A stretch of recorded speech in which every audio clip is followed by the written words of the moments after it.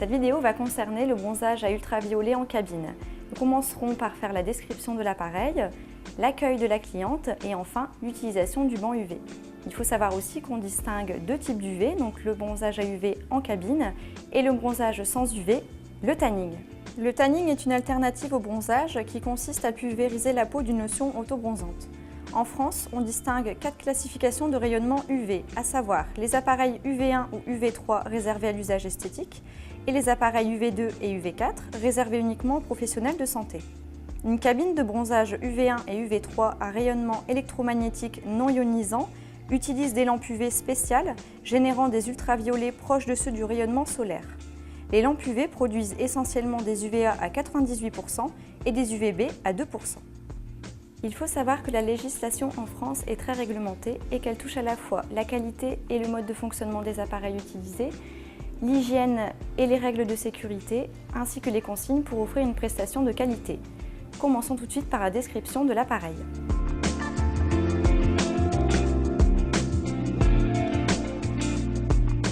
Pour le descriptif du banc UV, on distingue plusieurs éléments, à savoir le plafonnier, les ventilateurs à chaque extrémité, l'interrupteur marche-arrêt, les lampes pour le visage, les tubes, le lit en plexiglas et à l'extérieur, la minuterie. Concernant l'interrupteur, il est composé de 3 boutons, à savoir un bouton marche-arrêt, un autre pour régler la ventilation et un troisième pour éteindre ou allumer les lampes du visage. L'installation sous UV doit se faire par un personnel qualifié avec une attestation de formation et la formation doit être affichée en cabine à la vue de la clientèle. Sachez aussi que votre formation UV est valable 5 ans. Donc au bout des 5 ans, elle doit être réactualisée. Dès l'arrivée de votre cliente, la questionner sur une éventuelle contre-indication telle que les traitements médicaux, à savoir si elle n'est pas enceinte ou s'il n'y a pas d'antécédent de cancer de la peau dans sa famille. Sachez aussi qu'il faut que vous demandiez à votre cliente à quand remonte sa dernière séance UV car il faut les espacer au minimum de 48 heures. Et après ça, vous pouvez passer au diagnostic de la peau.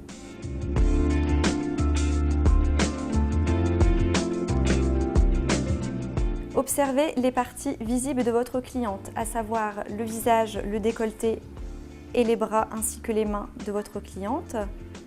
Donc, le temps d'exposition peut varier de 5 à 20 minutes pour les peaux les plus claires aux peaux les plus foncées. Ici, nous sommes en présence d'une cliente ayant un teint hâlé. Nous préconiserons donc un temps d'exposition de 15 minutes. Avant de commencer les séances UV, conseillez toujours à votre cliente d'effectuer un gommage pour éliminer les peaux mortes ainsi que pour activer la synthèse de la mélanine. Conseillez toujours aussi à votre cliente de se démaquiller avant son installation sous la cabine.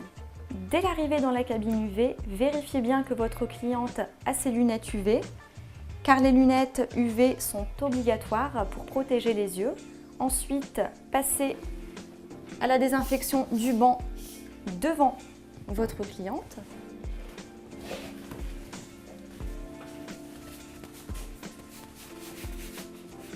Expliquez-lui le mode de fonctionnement et laissez-la s'installer.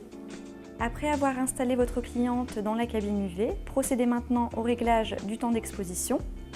Donc ici en l'occurrence 15 minutes et mettez votre appareil en route.